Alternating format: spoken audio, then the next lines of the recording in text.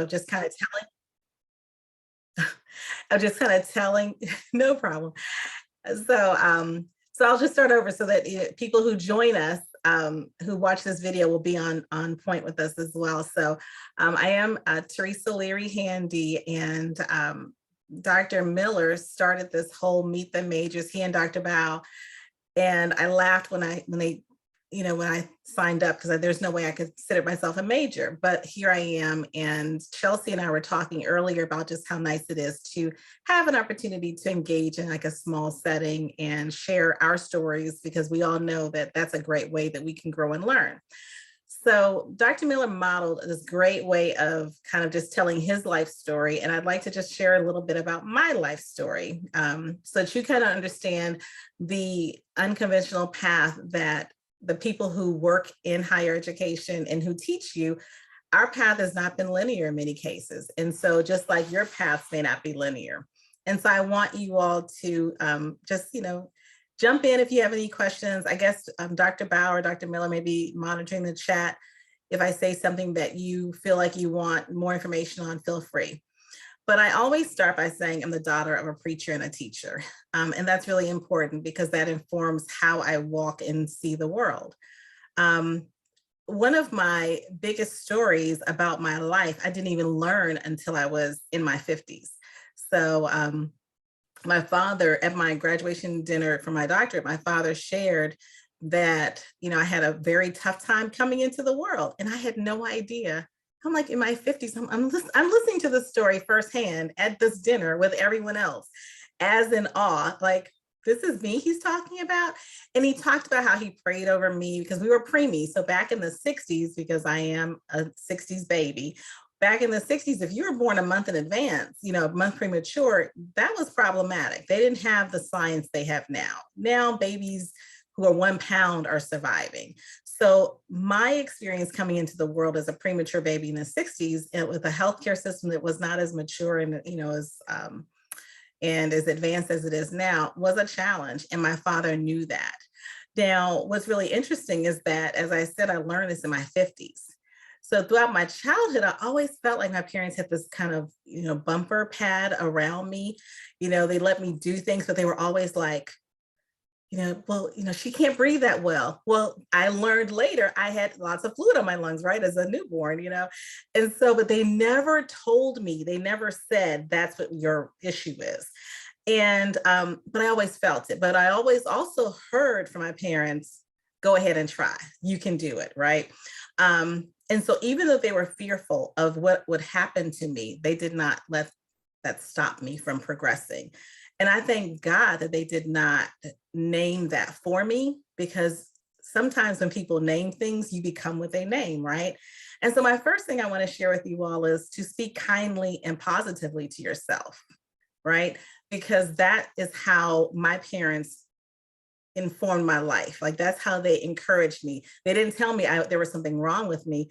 They were positive and encouraging, and they just kind of did their little bumper pad, parenting that they were doing. So that was my birth. So, and you'll notice I'm going to talk about my life in ages, because that's, as I reflected on it, that's really what that's what I can most connect to.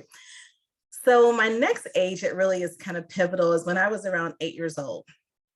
And I was the president of my Brownie chapter. And, I was at my dad's church, and I grew up watching my father lead a church. So I was the president. So everyone was going to do what I tell them to do, right? So I realized they didn't do it. So I told everyone to get under the table, right? This is ridiculous as an 8-year-old, but I'm like, get under the table because you're not listening. And so when we got home, my dad was like, how did that work out for you? And so he didn't chastise me for putting them under the table. He took that as like this learning moment to say, that wasn't effective, was it? So he was helping me understand what being a leader is as a little kid, and how you get people to do things with you, and how you carry people along with you. And so even as an 8-year-old, I very quickly learned that you do not make friends, and you don't get a team behind you by telling people to get under the table, right? And so what I what I want you to take away, what I learned from my father is that you have to treat people with kindness and respect and bring people along with you. And so that means that as you're going through your program, as you're going through your career, you don't want to step over people to get there. You want to bring people along with you. And that's so important. I laugh as I think about that now because I'm still friends with some of those brownie troop people, my little friends from that time period. And we laugh about how I was just like, so, and how, but you're 8 years old, right? But guess what? Adults sometimes still function like that. Think about some of the leaders that you're like, they didn't get that lesson. So I love the fact that my parents took opportunities to teach me. And so I want you to take away from that, bring people along and coach people along with you, and don't ever trample or step on people to get where you're trying to go in life. So as a 10-year-old, I have an older sister. So I told you I'm a daughter of a preacher and a teacher. I'm also a twin, and I have an older sister. I was born in Rhode Island. I grew up in Virginia. Yay, Chelsea. And yes, go Virginia. And I then moved to Wisconsin. So I had very diverse experiences. I went from an all Black high school to an all white high school. I went to a urban area to a suburban. It was just, it was like very, but it was very, very tumultuous. But as the daughter of a preacher, guess what I learned? I learned how to transition and kind of evolve. And I learned how to code switch, which is what people of color tend to have to do in different environments. But I learned all that at a very early age. But I also learned how to use my lens and my eyes to watch how these different communities functioned, right? I learned how money works. I learned how people work. And I learned how I can move through these systems if I observe and learn. So as you're going through school and as you're going through your career, observe the systems, observe the people, look at who's doing what you want to do.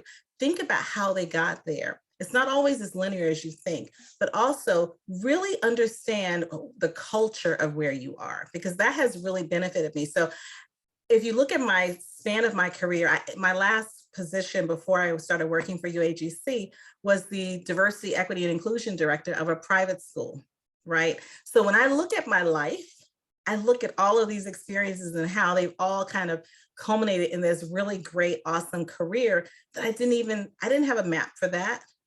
So when you're going through your career, when you're going through your life, you're thinking about all of these experiences you're having. Look at them as systems, look at them as processes, and look at them as things that you can learn from and how they become a piece of the big puzzle of your life. So when I was 10 years old, I went on a college visit with my older sister. I walked on this college campus and I was in awe. Literally, I was 10 and I fell in love, and I sat down on the steps of this building and I looked around and I said, I'm going here. I'm going to college here. Now, my sister didn't want to go there, right? My older sister was like, no. My twin sister was like, no, I want to go to, another school. And I'm like, I want to go to this school. So as the tour was taking off, I was still sitting on the steps. So my mother was like, Teresa, come on, stop dawdling. Because that was kind of me. I was the one looking around, reading a book, and my parents were always dragging me around. And sometimes things don't work out as we plan. I'm going to tell you about that. So I made that decision at 10. Well, guess what happened when I turned 16? I was applying to colleges, right? So because I was young for my grades, so I was applying to colleges. I didn't get in. I didn't apply to any other college, by the way. I was only going to this one place. And I didn't get in. I had a complete meltdown. My dad came home, I was in the basement crying, and I realized that sometimes, the thing you want the most, think about it. Just think to yourselves about something you really, really want. And you're like, I'm going to get this. And then all of a sudden, you don't get it. It's a letdown. You feel deflated. You feel like you have somehow not achieved something, right? Like you feel like you've let yourself down. So at 10 years old, remember, I spoke it into existence. And so I want you all to always speak your dreams into existence, because words are power. The universe hears those words and it delivers those words, in terms of gifts to you. So I spoke what I wanted into existence. But when I turned 16 and applied for that job, I didn't actually get it. And I mean, applied for the admission to college, I didn't get it. So my father came home, my mother was upset, and they called the school and they said, hey, they're a package deal, because I'm a twin, remember? And they said, if she doesn't go, Tracy doesn't go, Teresa doesn't go. And so needless to say, a few weeks later, I got a letter. And yes, that way I may have been like, oh, I didn't get in on my own merit or whatever. I got in because my sister got in and because they kind of told the school we're a twin package. But I got to that school and I showed them what a big mistake they made. Yeah, my SAT scores were not good, y'all. That my sister's SAT scores were amazing. Mine were not. And I decided to get there and show them that test scores don't make me. I can do the work. I can hustle. I can study. You'll never find anyone who can outwork me. And that's always been my motto. You may score, 1280, 1400, but you will not outwork me. And so when that happened to me, it hurt. But I was so grateful that my parents pushed through and kind of just challenged the system, right? They didn't know that phone call was going to work. They didn't know if calling and saying a package deal was going to work. But my parents were like, we have this devastated kid. We're going to try to help her. So help yourself. Sometimes when you're struggling and you're like, oh, this isn't going to work out. Sometimes you have to pick up the phone, email, call your professor, and you have to say, I need help. I can't figure this out. So don't accept a shut door. Don't accept a closed window. Don't accept a no. Don't, if this is what you want, keep asking, keep pushing. And I see something in the chat, but I don't know if, am I supposed to get to, okay, I'll check it later. Okay. So, what I want you to take away from that is, don't let a no be a no. Don't ever let a no be a no. Try to turn that no into a yes the best way you can. So I could like to say that was a dream deferred, not denied, right? So, because I wanted it, and I can tell you, I graduated from that school. I graduated cum laude. I did everything when I was there, and I'll tell you a little bit more about that as you hear more about my story. But I went there and I lived out loud, and I showed them that I was worthy of being there and that I was proud to be there and to represent them. Now, before I went to Spelman, I was going to tell you the name of the school. Before I went there, I had to get there. So I spent a lot of time in the library looking for scholarships, because back in the day, I couldn't Google a scholarship, you all. We had to go, Dr. Miller knows what I'm talking about, these annuals, these big books of scholarships, big books for college information. There was no Google, there was no search engine, there wasn't a big, website, none of that. So when I was in the library once, this little boy walked up to me and said, he goes, what are you doing? What are you doing? He said, you're not going to college, you're just wasting your time. I looked around like, what are you talking about? I'm not going to college. How can you say that to me?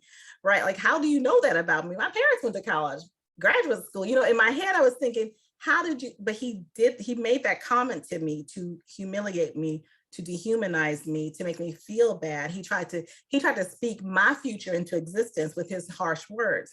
I wasn't having it. So they had the speech contest at our school. You had to be a valedictorian, a salutatorian. I wasn't there, y'all. I didn't have these high grades. And then they had a speech contest winner. I wrote a speech and I told my daddy, I said, I'm gonna win the speech contest because I'm gonna tell them how that boy treated me in the library. My daddy said, oh Lord, because my father's a liberation theologian. So he marched with Martin Luther King. He was out there in the streets pushing for equity in education. So I grew up hearing that in my house. So I heard that at the school. I was like, there's no way he's getting away with this. So I practiced at my daddy's church. He called everyone after service one day and said, we're gonna listen to Teresa speak her little speech. So I said it, and I was really harsh. I talked about the N word and everything. There was no sign, no movement in the room. And we were in the fellowship hall. And my father said, "Oh Lord, I don't think we can let her say that." In the church, the deacons and the trustees said, "Let her do it. We're not gonna censor her. Let her do it. She can do it." So they had me so pumped up, y'all. They were like, "She can do it." So I went and gave my little speech and I won the speech contest. And in my graduation, I stood up and told them how that boy treated me and how I felt at that school being a little Black girl. And I told them it wasn't right. And I told them they need to change. I'm 17 years old at this point, and I'm speaking my voice, right? But I'm doing it because someone's behind me saying you can do it, right? And so when you have an opportunity to speak your voice, speak your voice. You may not have anyone behind you.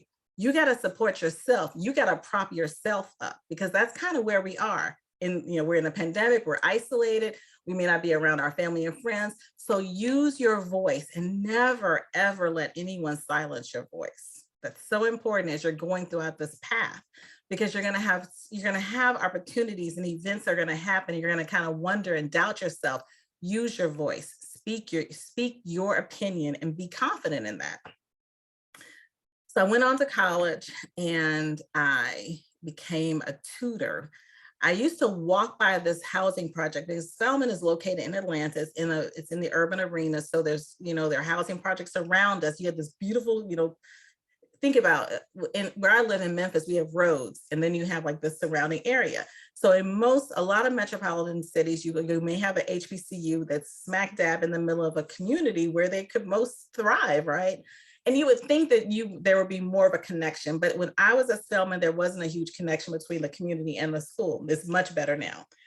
So my friends and I were like, we've got to do something, because we would walk by these kids and they would wave at us and look at us. And we decided to start the Frederick Douglass Tutorial Institute on Saturday mornings.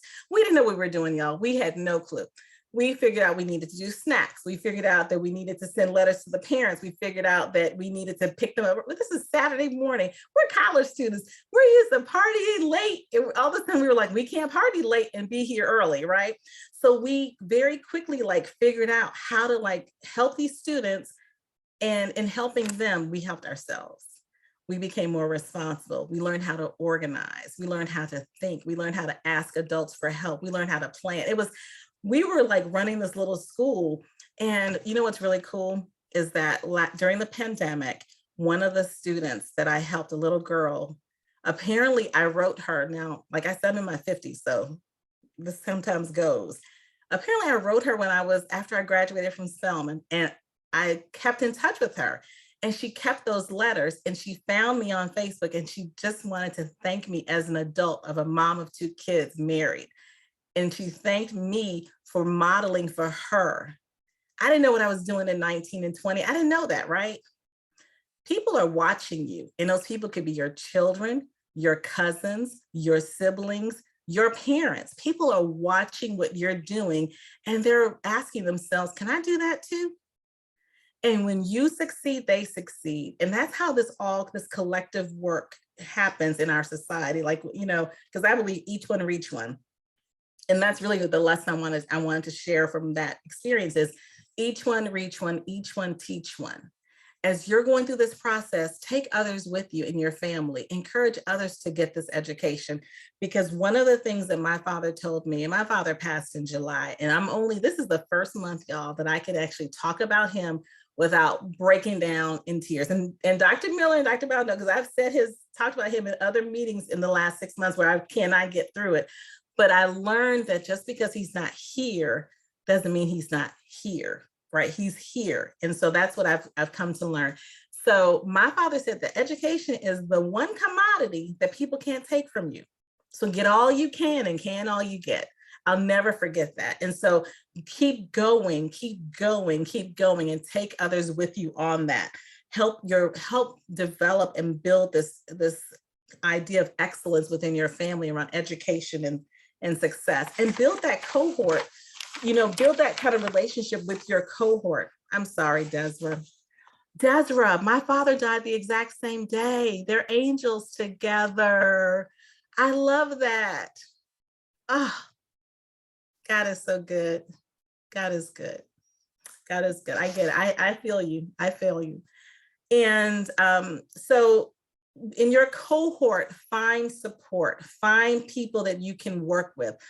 Find, you know how you read someone's writings in a discussion and you're like, I like the way that person thinks.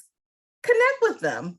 Connect with them and create your own kind of support. And Dr. Miller talked about that last time. Create your own cohort if you can't, if you don't have one, in that support network.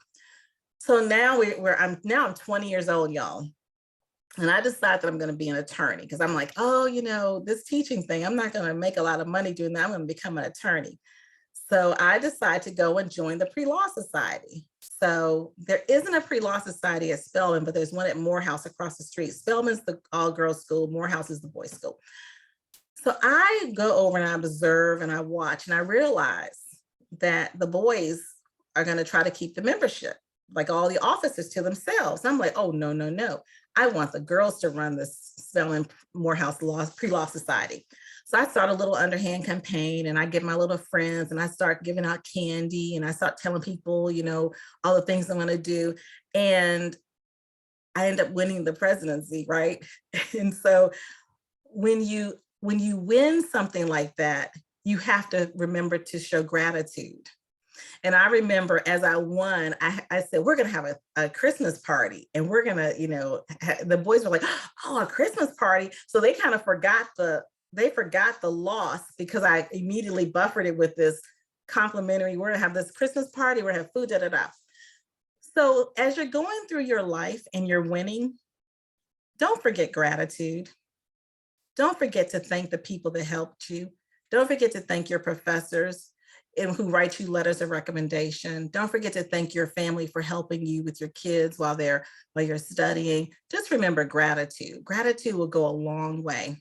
And there have been a lot of people that have helped me along the way. And I'm gonna tell you a little bit about that as I got older, how I had to really count on some people to make some of my, to achieve some of my academic goals. And so just remember gratitude.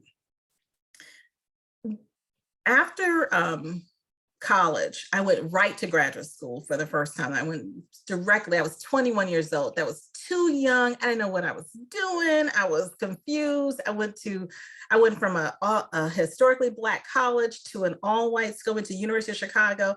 It was like sticker shock, price-wise, everything. And I didn't even know how to network. I didn't know how to do any of that. I was out of my league. And I remember talking to my father and he was like, you've got to create a support system. You need to find people that you can, talk to and tell them when you're struggling, who can help you find a dry cleaner, who can help you find a hairdresser. You got to work on that. So as you're going on this pathway, create your network of people that you can count on. And you'll see that as a theme.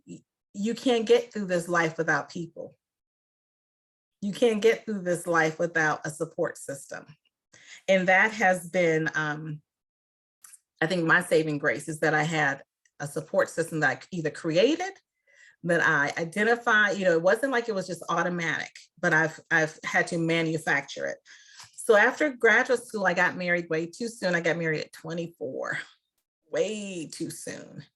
And I wish someone had kind of said, wait a minute. But I got married and then I got divorced almost 20 years later. And that's when my path got a little crazy because during that time I didn't work. I was a stay-at-home mom. So what happens to my resume? So I go from all this dynamic, amazing education, and then all of a sudden radio silence on my resume. How do you explain to somebody that you didn't work for 20 years? They're looking at you like, what? So I had to kind of go back to school. I had to retool, give myself, more skills. And I went back and got another master's degree. And I realized at that time that I wasn't the only woman out there who had to take a break. There are a lot of women out there that have to take a break. There are a lot of men out there that have to take a break to take care of their families. There are a lot of just adults out there that had to take breaks, and how hard is that to kind of calibrate and restart your career, get your resume back on track? It's hard. It's hard. But the nice thing about it is you can explain that time period with the real verbs. When I was home for 18 years, I was a parent volunteer. I was organizing committees. So when you have those gaps in your life, sit back and actually give verbs to what you were doing. You know, if you were a care provider for a family member, say what you did, explain what you did, make that part of your journey and your story, because that's what I did. I made it really clear that yes, I was home with my kids for, 20 years, but I was also active in my community. I was active in my church, and I gave verbs to that. So give verbs to the things that you are doing always. So I was in my 40s when I went back to get my second master's. Life was very different. I had children. I was newly divorced. So I had all of that emotional baggage going on, and I didn't really understand computers all that well.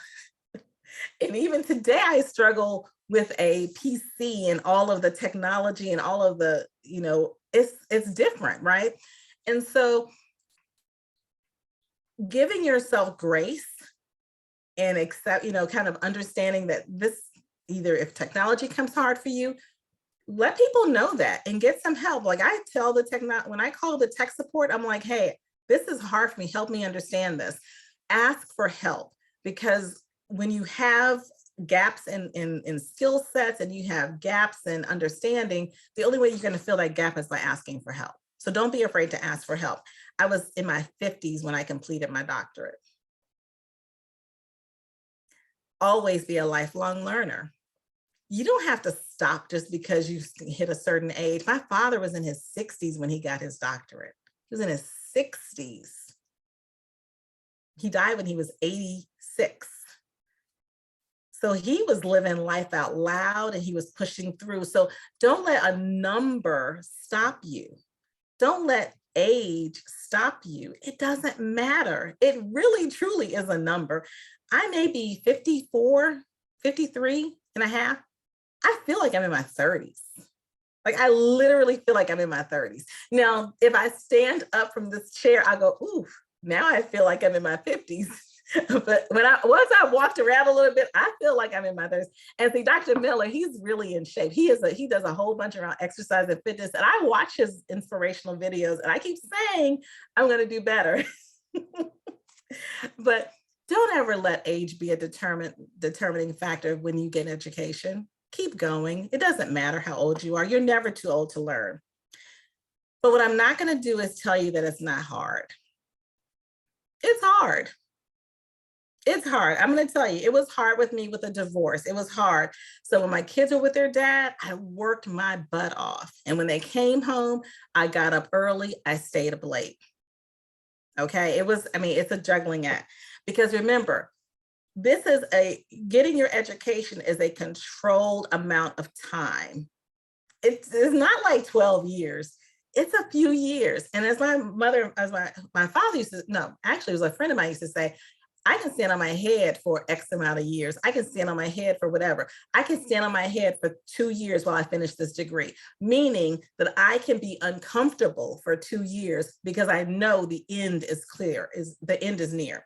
So one of the ways I survived the hardness, the difficult, the challenging piece is I tried to find reliable babysitters. So I was always like 2 or 3 deep with babysitters.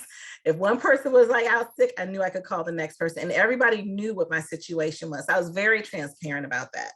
I begged my family to help. When I took my comps, I called my parents. I said, please come and take the kids for 2 weeks while I go and study, and I will pass. So if you do this, I'm going to pass because I'm going to work my butt off because you're here doing that.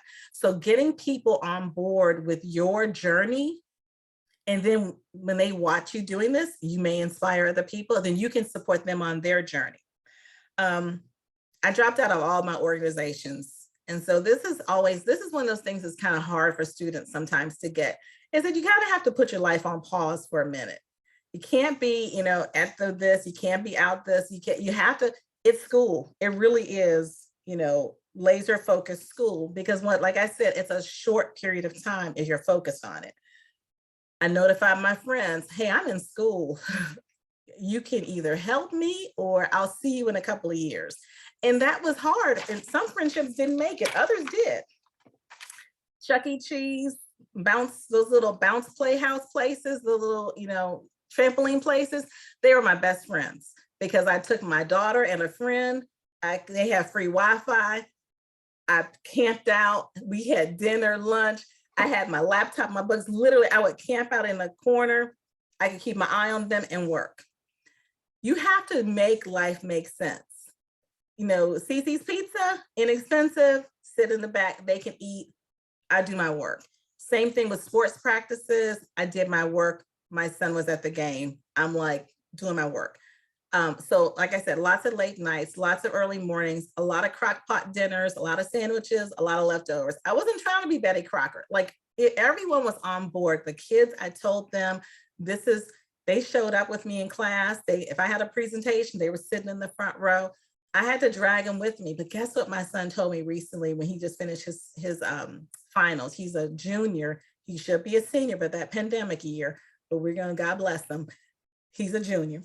So he said, Mom, I learned my hustle from you. He had 18 hours this semester and he was up in the crack of dawn studying because I text him, what are you doing studying? He said, I learned my hustle from you, Mom. I'm do well. He passed all his classes. He's done for the semester.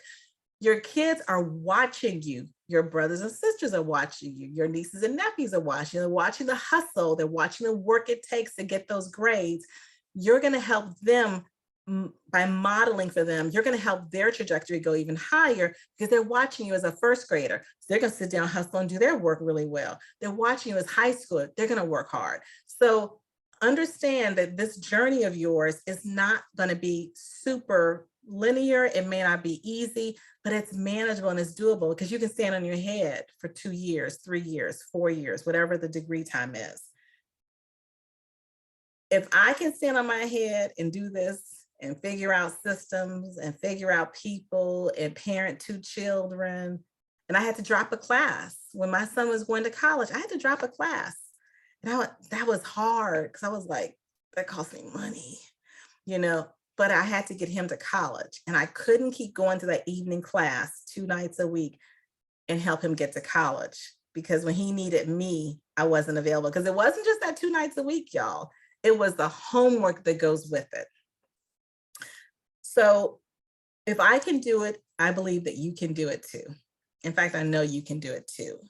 So being organized, having your strategies, involving your children and your family in your journey will make all the difference in the world. And so that's all I have for you. That's my life. That's how I got here. I am a professor at let me clarify. So I work for University of Arizona Global Campus as a full-time faculty member, and I teach in the Master of Arts in Early Childhood Education Leadership Program, which is a part of our College of Arts and Sciences, Department of Education and Liberal Arts. And it has been my pleasure to share my journey with you all today. And I hope that some of the words I share with you all will inspire you, will encourage you to carry on and maybe join our program. Any questions?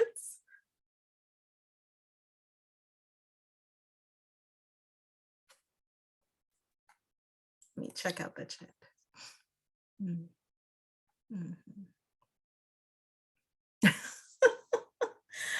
Dr. Miller, I don't think so. I just saw your chat. You're welcome. You're welcome, Ray. What is linear? A straight path. Like college, you know how it's high school, then college, then graduate school, then marriage, then this. It's like this. It's not linear at all.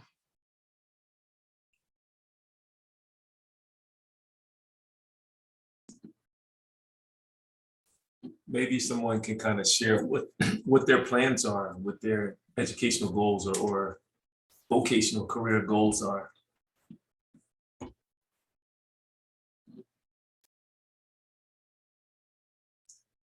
We're among friends.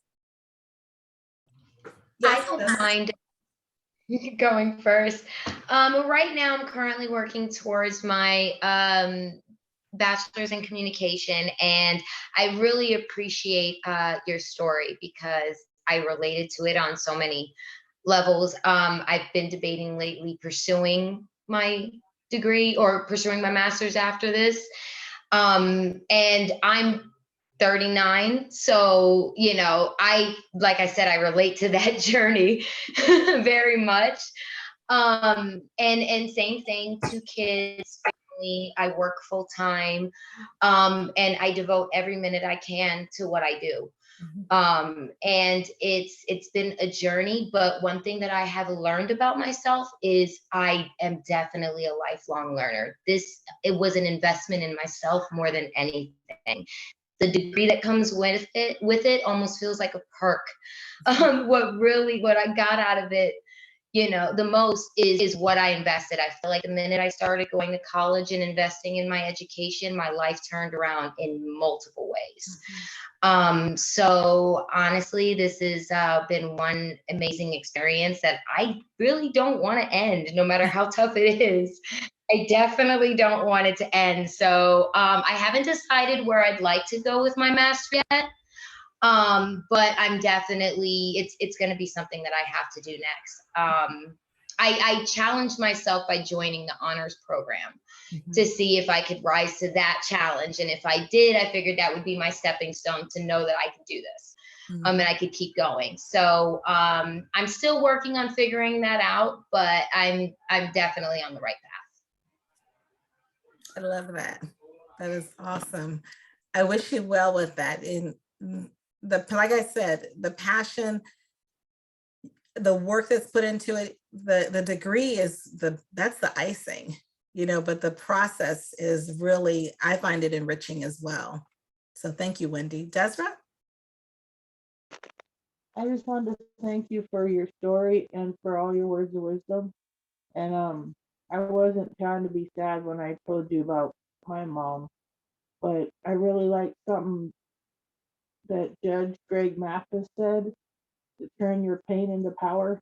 And that really touched me. And that's what Terry up in the enrollment advisor said was, yeah, go ahead and use that to succeed. Mhm. So that's what I'm trying to make my mom proud. So, Yes. and Yes. myself.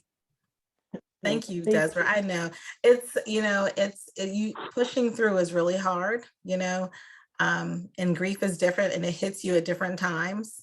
And, but just know that, there are lots of supports on campus too. There is, we have a counseling office. You can also, call that number too, and reach that. I don't know if we can put that resource in the chat or not, but just know that we are here to encourage and support you, and we know how challenging it is. But one of my former principals told me, she said, Teresa, come to work and let work be your refuge. And so let school be your refuge, and let that be the place where you can kind of, focus and hone in and kind of just forget the outside world for a little bit.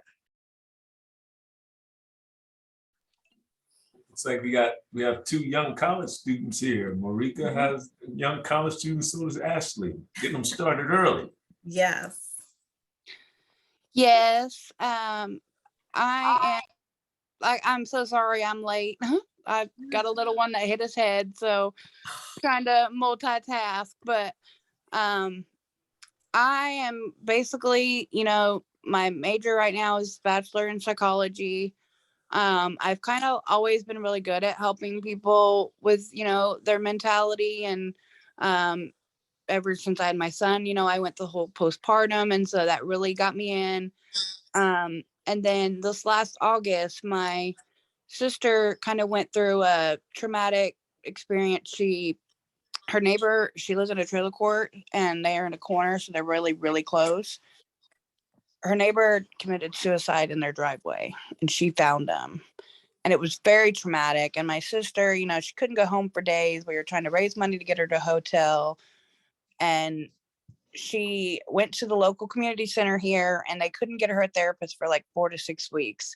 And it just really, really bothered me. Like, we don't have in this, and I'm in Lawrence, Kansas, home state of KU. Like, we're not a small town. We're a pretty decent sized town. We should have some kind of efforts for more crisis trauma events to be able to help people in these situations. And on my way home today, I actually ended up stopping to help a lady. Her house just burnt down, like calling 911, just holding her while she's crying, it's just like there's so many things that we need that we don't have, that really encouraged me to go for, to be a psychiatrist, and maybe hopefully in one day be able to open up my own little business of, just a trauma crisis, days of availability, not weeks.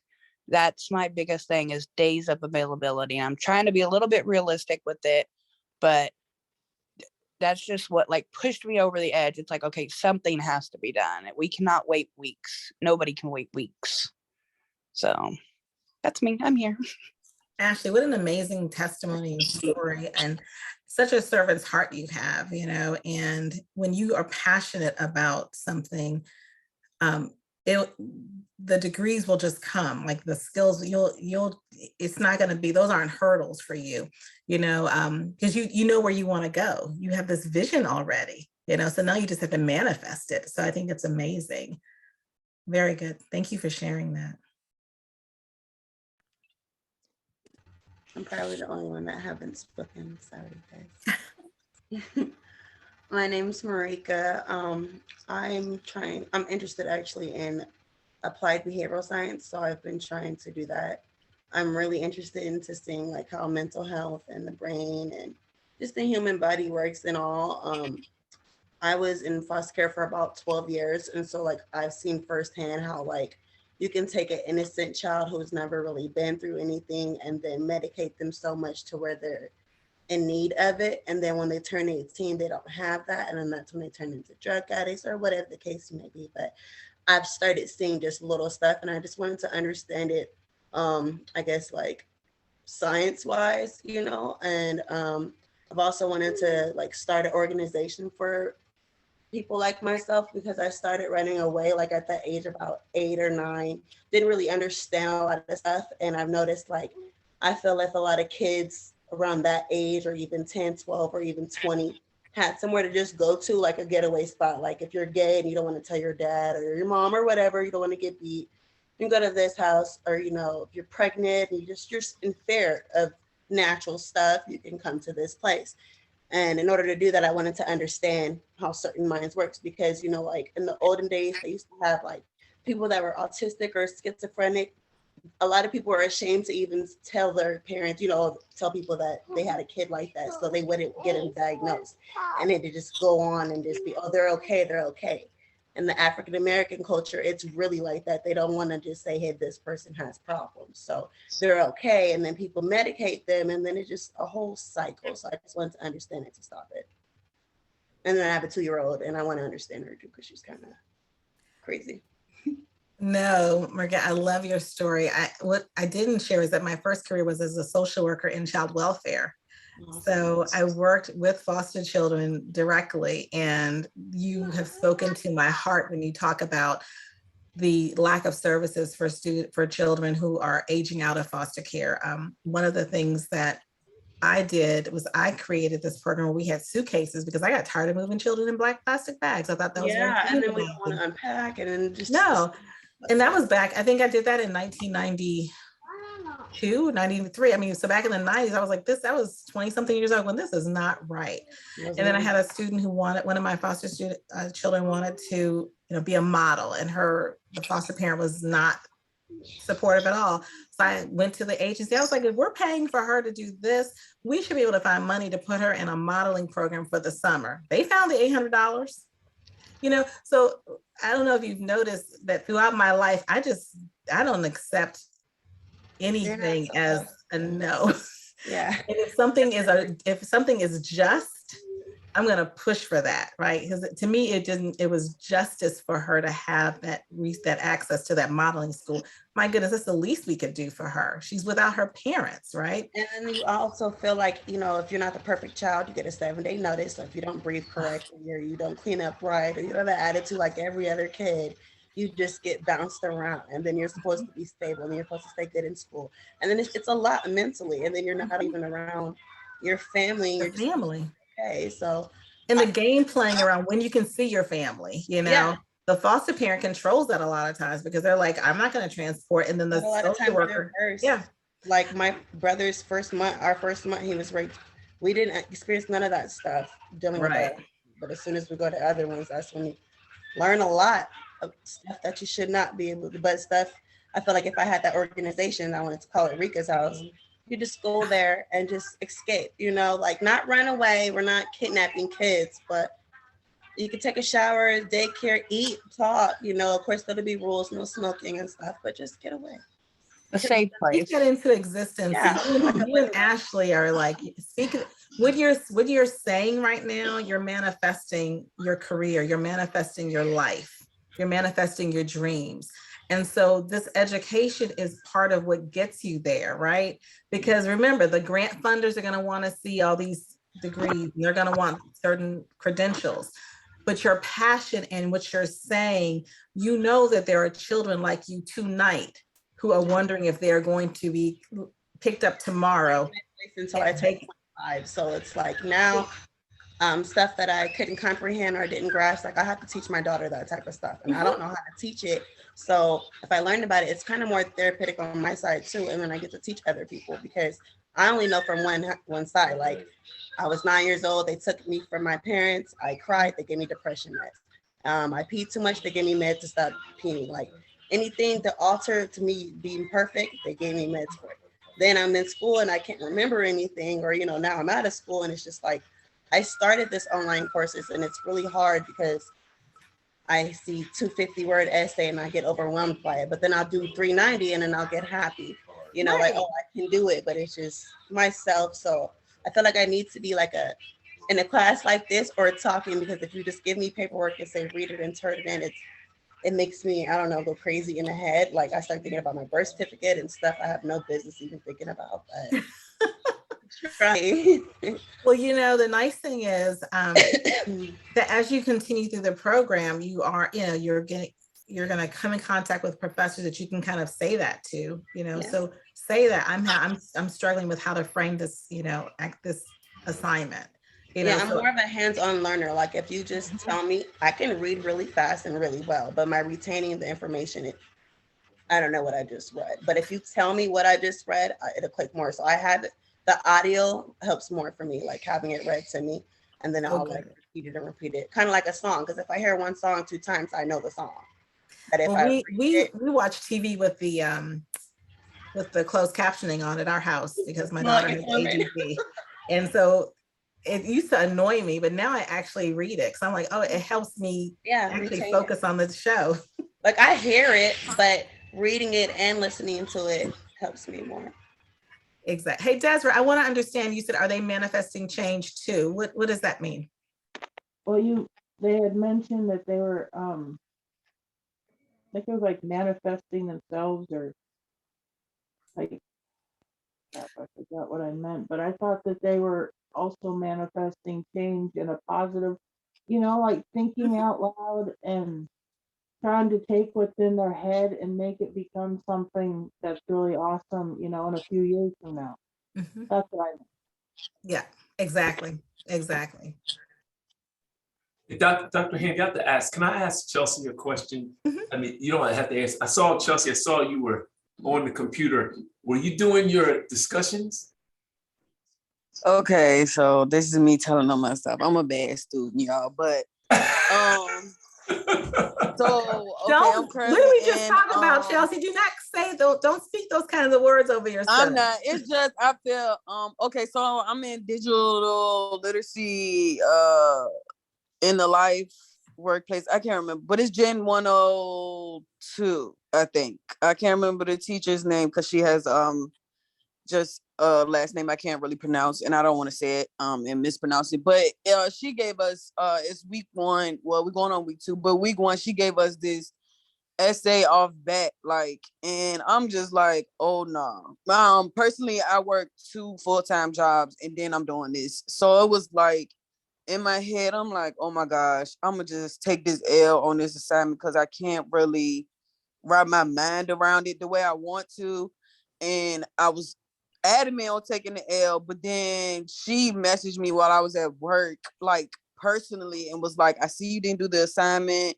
The late policy for the late penalty, you know, you have until Thursday to turn it in. So I was just like, let me do this assignment, because she just really went out her way to tell me to get this done. So yeah, that's what I was working on, the essay, just to say I'm doing, you know, just to be good, you know, be a good student. I was just waiting for everybody to, you know, do their testimony, because I personally have been through a lot. I'm only 27, but I personally am a strong believer in God gives his strongest battles to his toughest soldiers. And just, I mean, even if everybody has their own beliefs, religious, whatever, you know, the higher power never steers you wrong. And me personally, I recently went through a death in my family. My grandfather passed away a year ago. That was like my best friend. I really didn't see a out for me. And it really wasn't until this year, like, my light bulb went off on what I want for myself and what I need for myself. So it's like this whole year with the pandemic and everything, even last year, I've just taken it into account, like these years that we are in this whole of a pandemic or whatever, and everything coming to a halt and people losing jobs. I just feel like it's the years of a reset. Like, reset whatever is going on with you, just reset it and start over, and maybe go a different path to see the positive. I'm just more people that know me, they know, like, I'm not a big person with confliction. I do not like arguments. I do not do the back and forth. But when it comes to me now, I am a very big giver. I love to listen. You know, if you want some advice, I'm here for it. All of that. But what I realized in return, I never got it. And I don't have that same thing as far as friends.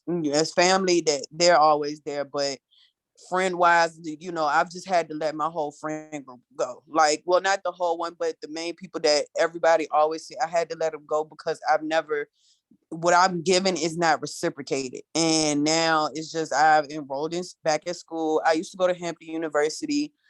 I was enrolled there into their doctorate program for pharmacy. That didn't work, but what I do know is that I'm good as a healthcare in the healthcare field.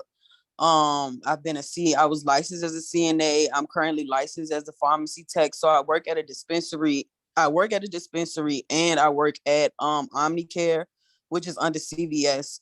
So it's like right now I'm really trying to get my life together to where I can be stable in my 30s. So I won't have later down the line be trying to figure out, like, well, why didn't I get it together then? Why I didn't get it together now? And it's really satisfying for me to, like, really do this now. But I also know that in the long run, I'm definitely gonna be feeling like the tiredness and stuff. But it's just I know what I need to do for myself and what's gonna really help I told him he's gonna get do me to that, where I but need to go. So I personally I'm on a just listening to Zoom call at everybody's school. So testimonies and everybody's um thoughts is really heartwarming, because I feel where everybody is coming from Desiree from her mom passing, and even you, Mr. receiving your father passing, and you saying, like, you need a support system, like, take people with you. Is really it's just really about choosing people wisely and understanding what, not really what benefit they bring you, but do they bring any positive energy into your life. Honestly, with me, if your energy isn't positive, I can't really consume it anymore. So yeah, that's my input on it all. But yeah, I'm definitely working on this paper, trying to turn it in, because I have to go to work tonight. So yeah, trying to get all that done before I gotta go to work. I absolutely love the fact that your professor reached out and your response was, I'm going to do this because she reached out. I love that. Yeah. Because I love it because it speaks to who you are as a person, you know, Yeah. and I love it that I'll tell you, we are trying to do that as an institution. We are trying to make sure that our students know that we see when you don't turn your work in.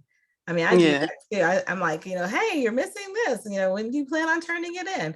Because we want you to know we see you. You're not just, whatever number. You're Chelsea English test, and we want to know why you didn't turn your work in, and we expect to see it by Thursday. Right. Exactly. Yeah. Exactly. So I'm glad for you. Thank you so much. I just really appreciate the way I came into this institution. The way I ran by this because CVS is partnered with you all, so they basically go pay me back for going to school. And it's just the dynamic is different from Hampton. Like everybody is so involved, like as far as faculty wise, like you getting phone calls, how you doing, how's this class going, how this class going, and you just getting directed, getting your answers, getting your answers to the questions that you need, like in an instant. Like it's not taking 2 to 5 days to get an answer to one simple question. And it's very, very satisfying. It makes me like not very it settles me down, because I was very, very anxious when I started this, because I'm just like, I really hope I can get through this so I can move on to the next part of my life and really not like start something and not finish it, because I'm really good at that too. But I'm working on it. I'm really working on it. Just keep doing it. Just keep trying. Stay focused. When I was in school, I had things all over my mirror, Chelsea. I put posters on my mirror. When I walk on my door, when you walked out, I had my graduation date. On my refrigerator, I had my graduation date. In the bathroom is like, so wherever you were looking, like if I was getting out of the shower, walking, I could see my graduation date. So create an environment that's going to support your vision to finish. You want to say something, Ray? Oh, 1 second. I'm sorry, can you hear me? Yeah, we can hear you. Okay. I was trying to say, thank you everybody for sharing your testimony.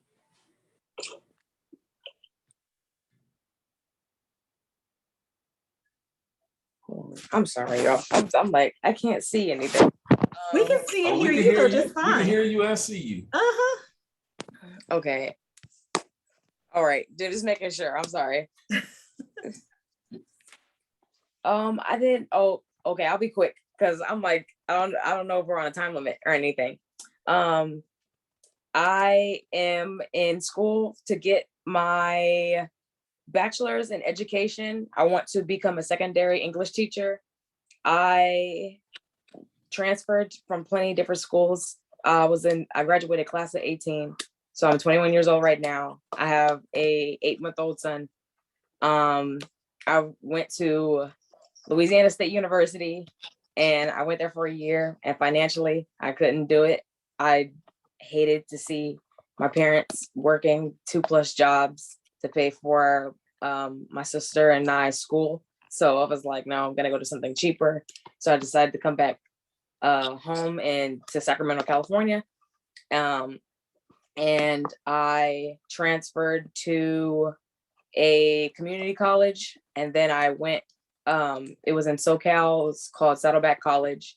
I love their system as well, but I needed something to fit my schedule because I'm a full-time mom now, and I'm still a student always, and I wanted to make sure that I had the opportunity to be successful, but still be the best parent I could be. So I decided, I was on TikTok actually, and I came across this like, hey, if you want to get paid to go to school or something like that, or have all that good stuff. I know it's, so a lot of people figured it out like throughout their own ways. So then I looked it up and I submitted my email and I got a call, and the academic advisor at the time was helping me get into the program, into the school. And I was like, I'll work with you if you work with me. And they were like, we sure will. And I'm like, perfect. This is going to be great. So I was excited to continue my education because I was really supposed to graduate, class of 2022, but I couldn't be hard on myself about the 4-year limit. And I was like, look, I'm gonna finish when I'm ready to finish, not when someone's telling me.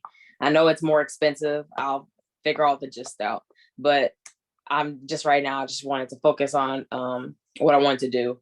I switched my major 5 times before I finally settled with education. I love to learn. I'm a lifelong learner. I'm a student always. I love education. I love filling my brain with knowledge. I love applying that knowledge in real life. I love talking to strangers about everything I just learned.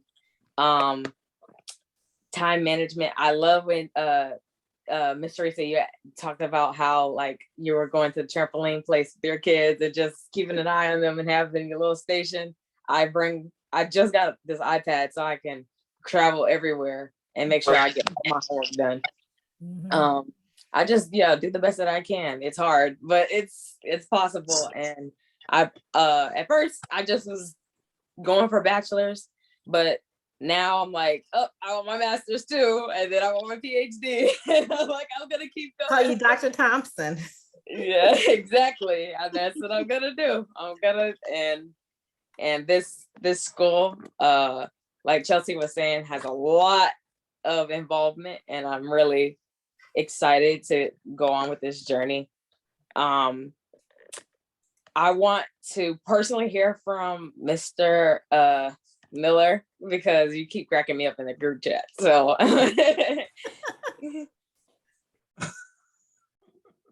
What do you want to hear from me? Which one to talk about? Ray? You ever see that movie Life? Nobody? No, okay, never mind. Eddie Murphy. You saw it. What you want to talk about, Ray? I just feel like I didn't hear from you yet. So I just You didn't hear from she's bringing me up to the line, bringing me up to the front line. I see what you say.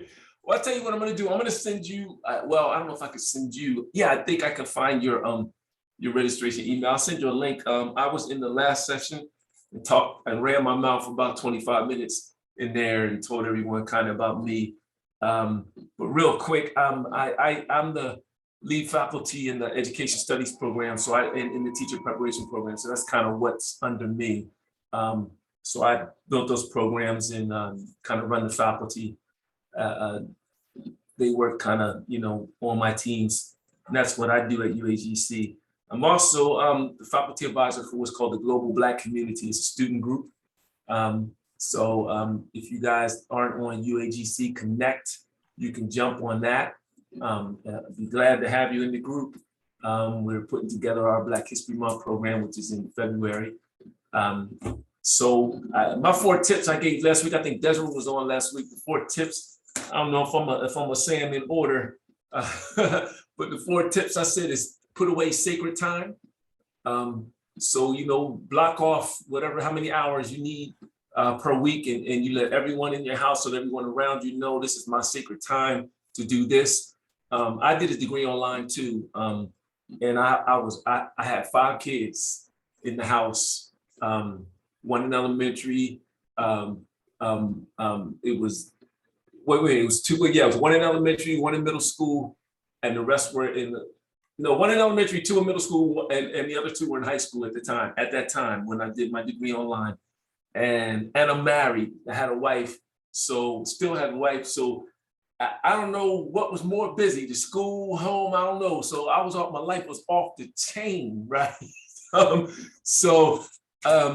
I did sacred time. So 2 days a week was the time that I could devote. And I put a couple hours in, and then Saturdays I did a little extra time. But everyone in the house knew that. So that's how I got through my degree. The other thing I recommend you do is partner up. Same thing Dr. Handy said. Find somebody you could partner with, in your courses, your classes. So like, for instance, so you got Ray and you have Kenya, right? Suppose they're the same major, right? Then what they do is they connect with each other and say, hey, what's your next class, right? And if it's not the same, then one of them will say, I'm calling my advisor. I'm getting switched to the class with you. So you guys can follow each other and work together, throughout your degree. That's something else you can do. But now in your Gen Ed classes, you're already on a sequence, so you should pretty much stay together. But after your Gen Ed classes, when you get to our majors, it's not that way. The other thing I suggest you do is work together in the class. So even like, for instance, if it's a single assignment, it's not a group assignment, it's a single assignment, you can still talk to each other, you know what I mean, about it. What you thinking? I'm thinking about doing it this way. What do you think? How's this sound? What does that sound? Oh, where did you find that resource? I mean, work together. That's how I did college. I mean, I told them last week, listen, I had study groups and we worked together in the library. We worked together in the student union. We worked together in the girls' dorm. And then we went back to the girls' dorm. And then we went to the girls' dorm again. I mean, so we would just work together, so everything you do, just kind of work together, find a way. And that'll help you out. Another thing you could do is contact your teachers, stay in contact with those instructors. Even if it's kind of like for no reason at all, just kind of stay in contact with them, find a question you can ask or get clarification for a thing. Keep yourself in the front of their mind. Especially, you never know when you might need that, you know what I'm saying? So those are some of the things you can do, some quick tips you can do to help you be successful. I mean, there's some other students you guys that haven't talked. I could talk all day, but I'm gonna be quiet. Hopefully those things helped you out a little bit. Other than that, you can always contact me, whether you're in my programs or not. And my name is Newton, like fig, you see it on, and Miller, like the beer, cookies and beer. That I had a line in college and it actually worked back then, cookies and beer. I won't say it here out of respect, especially because of recording, but that's my email, newton.miller@uagc.edu. You can email me anytime. I don't even have to know who you are, just say who you are, and I'll do whatever I can do to help. If you have a question, even in your course, your class, if I can't answer it, I'll connect you to someone who can. So that's kind of how we do. So we want you to be successful. Was that enough? Did I say enough? Do I pass? Did I get an A? That's all right. Well, this has been wonderful. Oh, Ashley has her hand up. Okay. I just wanted to recap, like going back to what you said, Professor, about, if I can do it, if you can do it, and everybody's struggles. And I know Miss Austin, I kind of caught your little bit of your story ending that you recently had a death in the family. I completely understand with what both of you were saying, and just kind of wanted to reiterate literally really quick. I completely agree with that 100% because of the things I've went through this year. All three of my grandparents died last year within 5 months of each other. This year with COVID, September 7th, I had weight loss surgery. So about 3 months ago, I'm now down 100 pounds. A week ago, literally, I had my gallbladder removed.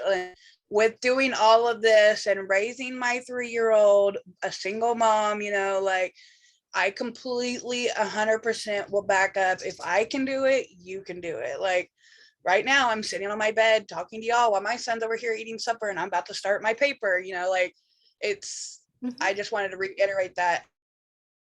And for the fact that I won't really say my favorite, but my most used quote was, just because it's normal doesn't make it okay. And it can be applied to, like what I've seen, every single situation, good or bad. So that's all. Thank you, Ashley. Well, we do want to respect your time and the fact that you do have classwork to do, because today is Wednesday, so, and things are due tomorrow. So, but you have our names, you all have our emails. We are here for you. Let us know if we can ever be of any support to you. As you all continue on your career paths, your educational journey, keep us in mind and know that we are definitely in your corner and want you to succeed. And we want you to have a great educational experience as well. Oh, Miss Austin.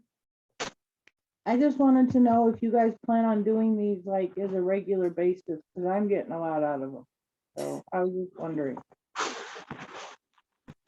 Yes, ma'am. We will have them monthly with a different with a different faculty member that teaches in the major in the major. So we're just calling them majors right now. So we'll have one from a different area each month available for you to talk to.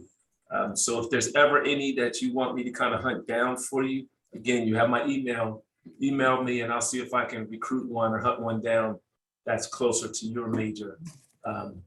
But we're all just going to give tidbits and stuff and kind of share a little bit so we want you to be successful. Personalize this thing, keep it real, Thank you. All right, Morica, yeah, Canvas was down yesterday. It should be back up now. Okay, because I couldn't see any of my courses or like Yes. teacher or anything or what's going on. I know it's supposed to restart today, but I don't know. Was that today you couldn't see them or was it yesterday? Yesterday for sure. Today I logged on again and I couldn't see it, but it was about like a few hours ago. So I don't know. Okay, contact, do you have email for your advisor? Yes, I do. Okay, email your advisor and let them know. They may have to go in and specifically reset your account. That happened to a couple of my students. They had to go through that.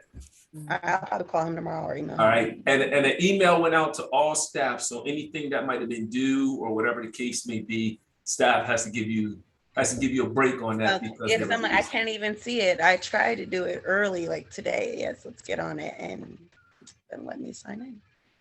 Yeah, it was all over the region, like from all up and down the Eastern Seaboard. It was everywhere. My sister in Virginia couldn't get on. Okay, so I don't feel in trouble then.